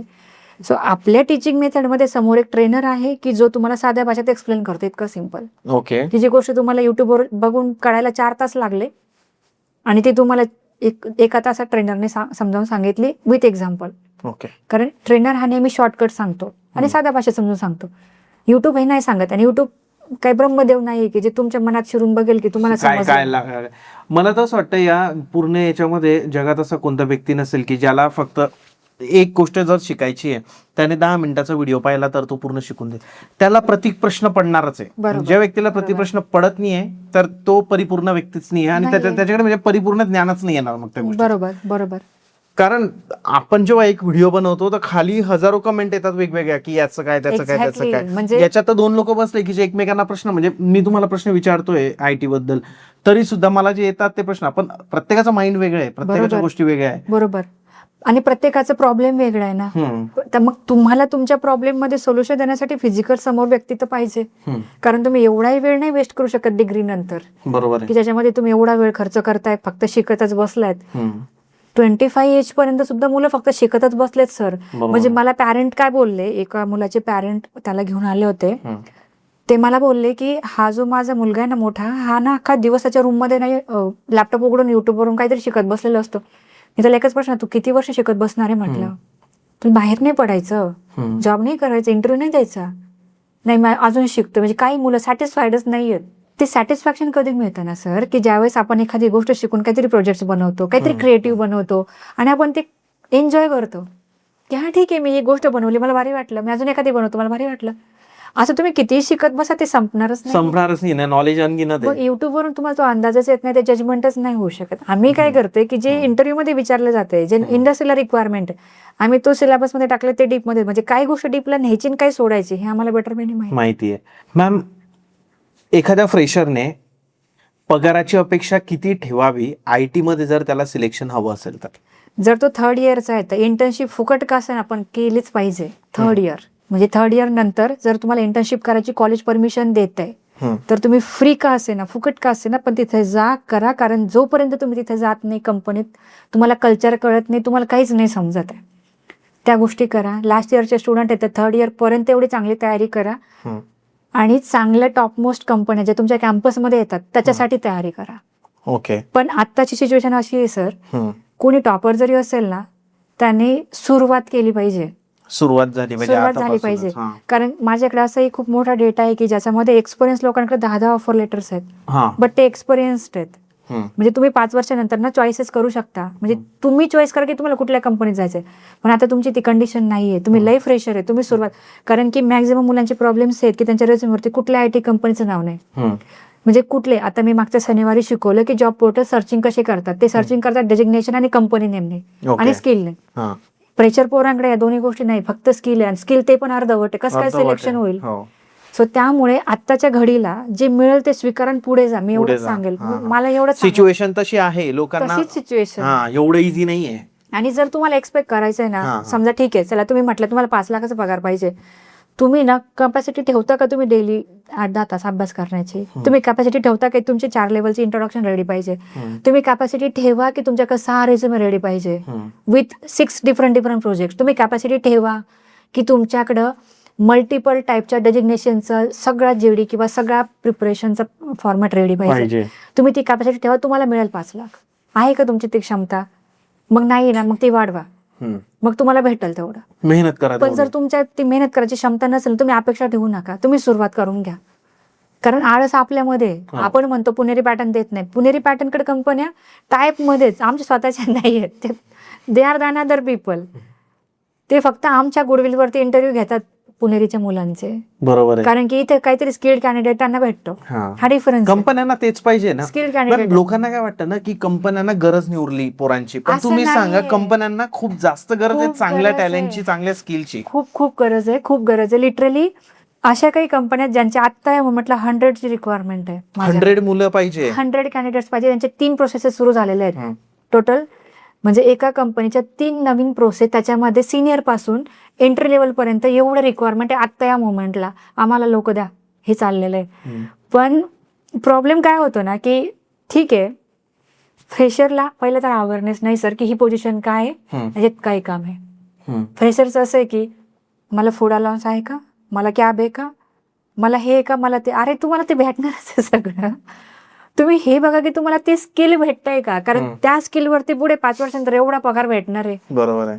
आणि जर ते स्किल नाही समजत आहे तर तुम्ही मला विचारा ना, माझं काम आहे हे सांगणं. कारण की आम्ही असे मुलं पाहिले की ते पहिले स्टार्टिंगला काय करत होते, आता कुठल्या टेक्नॉलॉजीवरती कुठल्या लेवलला गेले आणि त्यांचं काय चाललंय मार्केटमध्ये, ते सर्कलच तसं आहे. म्हणजे एखाद्या गोष्टीचं जर अज्ञान आहे तर त्यामुळे तुम्ही मागे राहताय की ती गोष्ट आयटीची नाहीये, मग हे वेगळं आहे काहीतरी. मग तुम्हाला जे समजत नाही ते नाही तुमच्या सिलेबस मध्ये जे समजतंय ते तुमचं सिलेबस. असं झालंय सर. हा प्रश्न आहे ना थोडा वेगळा आहे. मुलांना काय असतं ना मॅम की बिझनेस करायची खूप इच्छा असते नाही का. इंजिनियर राहू द्या, कोणी राहू द्या, प्रत्येकाला काय वाटतं की यार मला ना बिझनेस करायचा. मी कॉलेजला होतो ना, मलाही वाटायचं की मी जॉब तर करणारच नाहीये. बट काय माहिती, मी केला जॉब 4 वर्ष, खूप आवडीने गेला आणि नंतर मी बिझनेसमध्ये आलो. बट आयटीच्या मुलांना आहे ना एक भीती असते. मलाही होतं, मी स्वतः एक कम्प्युटर इंजिनियर आहे. मलाही तेव्हा होतं की यार आयटी मध्ये काय बिझनेस होणार आहे ना, म्हणजे आयटीत मी काय बिझनेस करू, कम्प्युटर विकणार आहे का, म्हणजे एक बिझनेस आहे. कारण कोडिंग तर येत नव्हतं मला.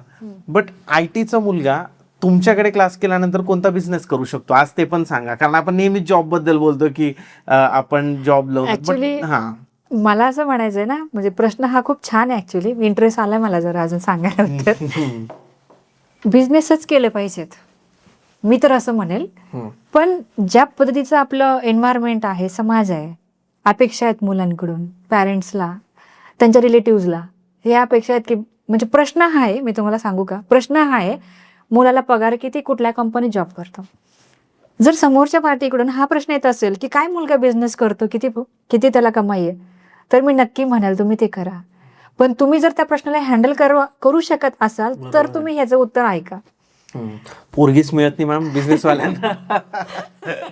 आमच्याकडे तर मुली म्हणजे बिझनेस करणाऱ्यांना मुली नाही मिळत. सो जर तुम्ही त्या माइंडसेट मध्ये असाल तर आता तुम्ही माझं हे उत्तर ऐका की असं म्हटलं जातं ना, एम्प्लॉयमेंट कमी झाली एआय मुळे, मग तुम्ही का नाही एखादा एआय बॉट बनवत.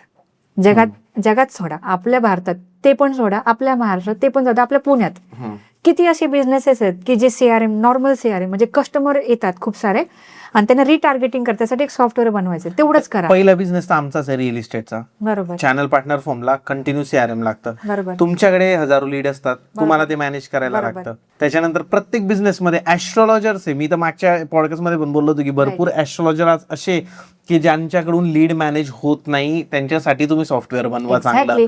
तुम्ही डेटा गॅदर करा ना, तुम्ही डेटा गॅदर करा, त्याचं प्रोसेसिंग करा, तो तुमच्या सॉफ्टवेअरला अपलोड करा आणि हे सॉफ्टवेअर तुम्ही फक्त ना विका. किती कमवताल. म्हणजे आयटीचं जो म्हणजे हे आहे, आयटीचं जे काम आहे ते ना तुम्ही तुमच्या लाईफ मधल्या प्रत्येक प्रॉब्लेम वरती अप्लिकेबल करू शकता. प्रत्येक कुठल्या छोटा मोठा इनकन्व्हिनियन्स कुठलाही, जसं की आता समजा एखादा चहावाल्याचं एक्झाम्पल देते. ठीक आहे, एखादा चहावाला आहे, तर त्याचा बिझनेस वाढवायचा आहे, तुम्ही एक सॉफ्टवेअर इंजिनियर आहे, तुम्ही तुमचा बिझनेस ओपन केला, तुम्ही त्या चहावाल्यासाठी कसं काम करू शकता. तुम्ही ना त्या चहावाल्याला एक्सपान्शन प्लॅन देऊ शकता की तुम्ही फ्रँचायझी खोला, तो बिझनेस मार्केटमध्ये खूप चाललाय, जोरात है ना. मग एक्सपान्शन साठी त्याला लीड जनरेशन करून द्या, है ना. त्याला लोकेशन फाइंड, त्या लोकेशनचा सर्व्हे करून द्या, है ना. मार्केट रिसर्च रिपोर्ट बनवून द्या त्याला. ते तुम्ही आयटीचे प्रोफेशनल करू शकता. तुम्ही त्याच्या क्लायंटला अवेअरनेस कंपेन चालू करून द्या, त्या भागातल्या लोकांना माहिती करू द्या, त्याच्या चॅनल ग्रोथसाठी तुम्ही डीएम करा, मार्केटिंग करा, तुम्ही किती काही करू शकता. म्हणजे हे फक्त चहावालाच एक्झाम्पल झालं.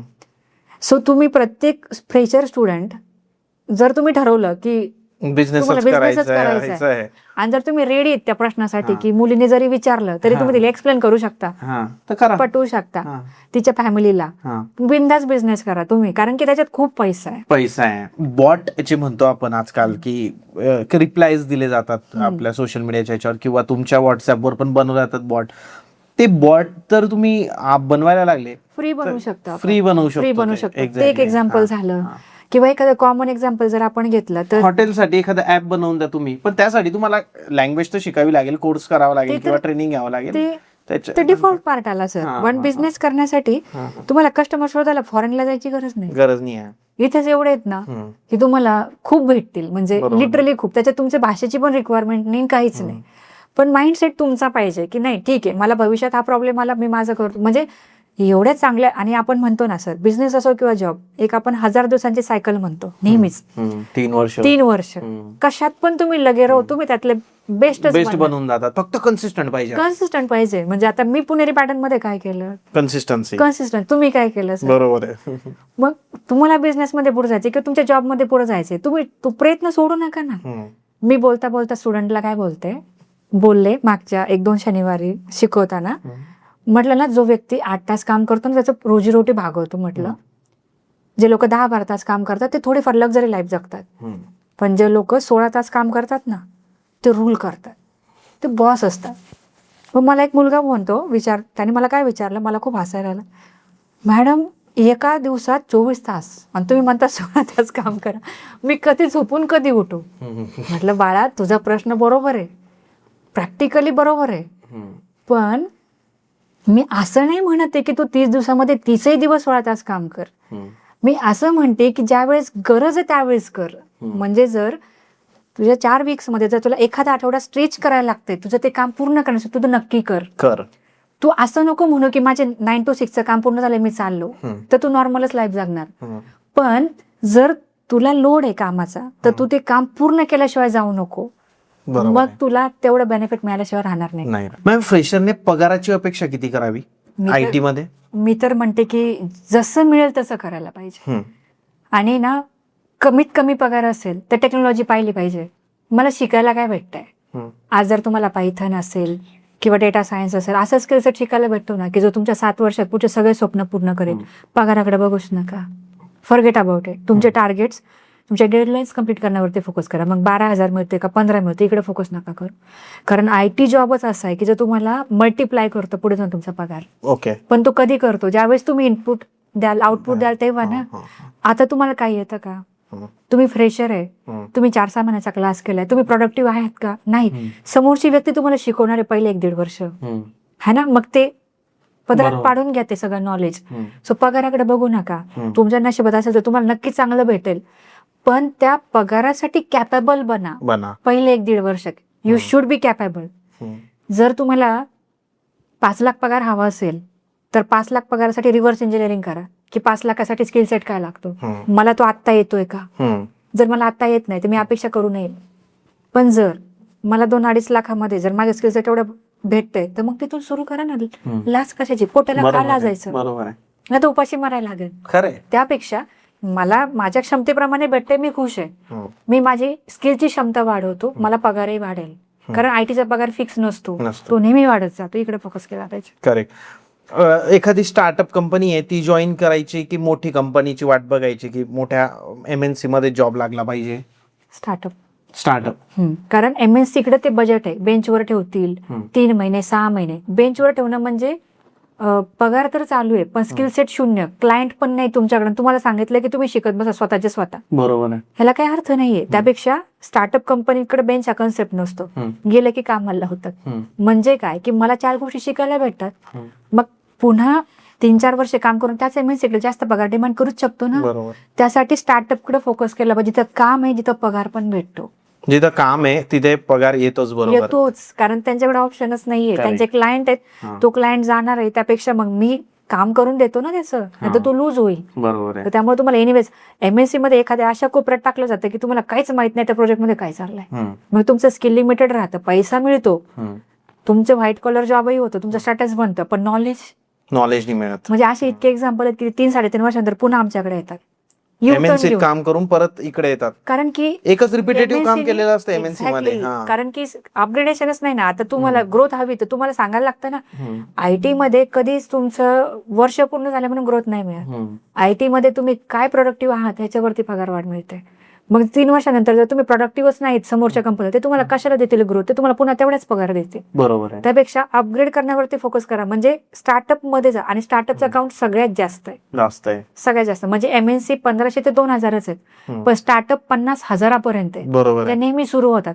स्टार्टअपकडे आयडियाज असतात इम्प्लिमेंट करण्याचे. आणि पहिल्यासारखं नाही राहिलं, 1-2 वर्षात स्टार्टअप मोठ्या लेवलला जातात. आता भरपूर कंपन्या स्केल होतात कारण टेक्नॉलॉजी फास्ट आहे, जोरात आहे. त्यामुळे तुम्ही हे इमॅजिन करू नका 4 लोकांची कंपनी, कदाचित ती 4 लोकांची कंपनी खूप चांगला टर्नओव्हर काढत असेल काढत सीआर असेल. मधला, जे तुम्हाला माहित नाही. माहिती अशाही कंपन्या आहे. खूप हो, आहेत, छोट्या खूप छोट्या आहेत. कंपन्या आहे, पण इकडे CR तर मध्ये खूप turnover आहेत, इकडे खूप आहेत या लोकेशनला, म्हणजे हिंजवडी बाहेर हिंजवाडीकडे side ला खूप आहे. आहेत. असं करेक्ट. मॅम, AI बद्दल जर बोलायचं झालं तर AI हे फ्रेशर लोकांचे जॉब जास्त घालवतंय की एक्सपिरियन्स लोकांचे जॉब जास्त जात आहे?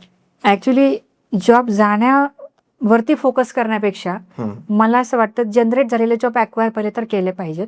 आणि एक्सपिरियन्स लोकांचे जॉब जात नाहीयेत सर. याच्यामध्ये एक्सपिरियन्स लोक यूज करतात AI, की मग त्यांचा टाइम सेव्ह होतोय, इतकंच आहे. म्हणजे AI इज हेल्पिंग समवेअर. बरोबर आहे. म्हणजे 1-2 व्हॅकन्सीज कदाचित कमी होतील एक्सपिरियन्सच्या, पण फार जास्त नाही. आणि फ्रेशरचा आणि याचा जास्त काही संबंध नाहीये.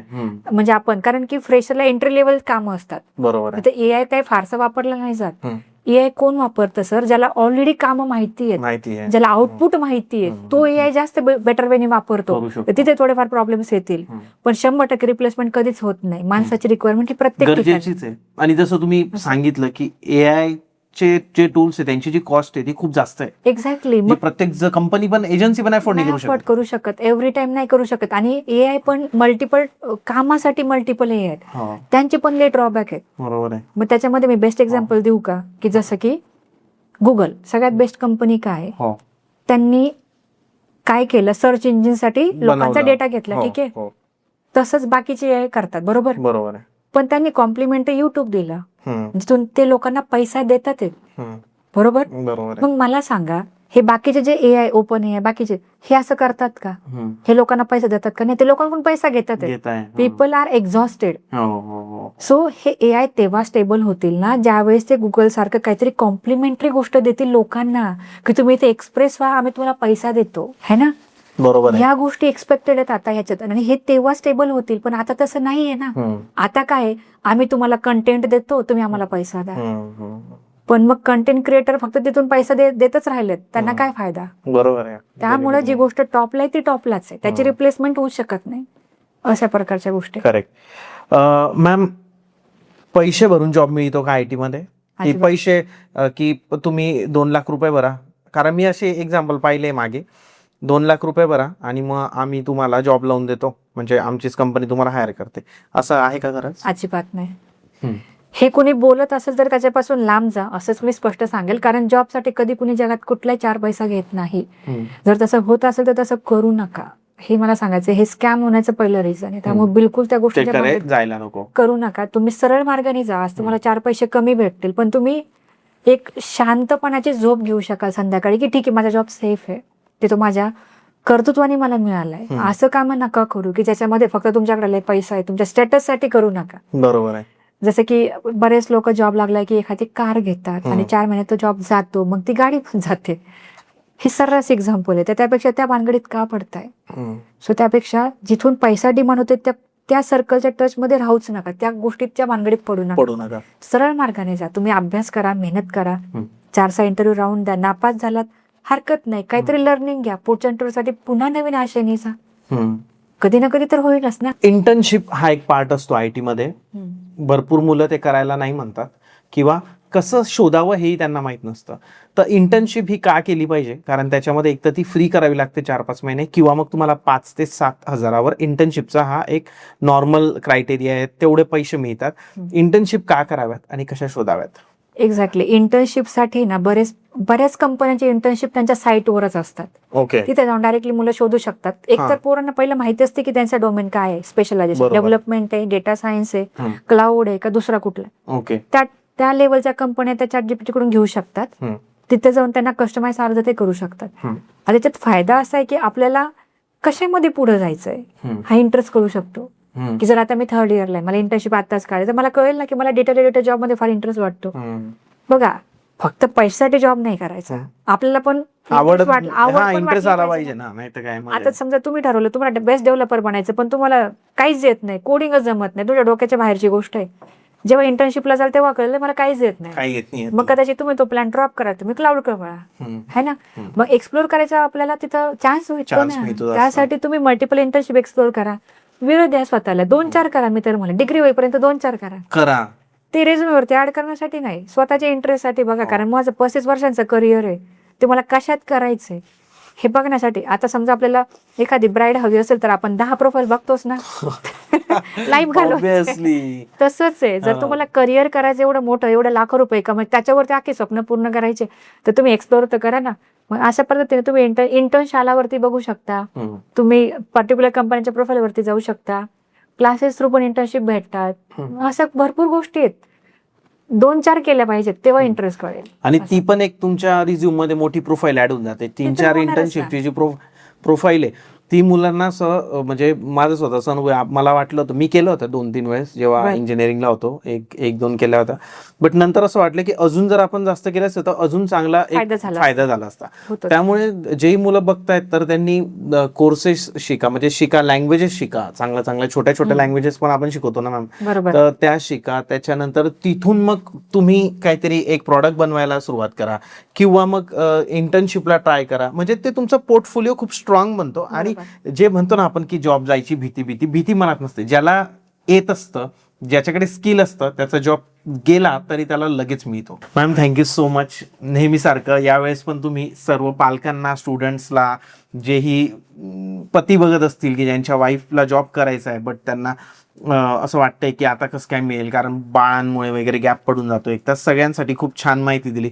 आणि ज्याही लोकांना पुणेरी पॅटर्नच्या सारिका मॅम सोबत कन्सल्ट करायचं आहे किंवा त्यांच्या इन्स्टिट्यूटकडून पूर्ण कोर्स शिकायचा आहे किंवा ट्रेनिंग घ्यायचं आहे, कोणत्या लँग्वेजेस शिकायचे आहे आणि चांगला जॉब मिळवायचा आहे, तर ते डिस्प्लेला नंबर असतील त्यावर कॉन्टॅक्ट करू शकतात. डिस्क्रिप्शनमध्ये मॅमचा जो मगरपट्ट्यामधला पुणेरी पॅटर्नचा आपला क्लास आहे तिथं ते कॉन्टॅक्ट करू शकतात.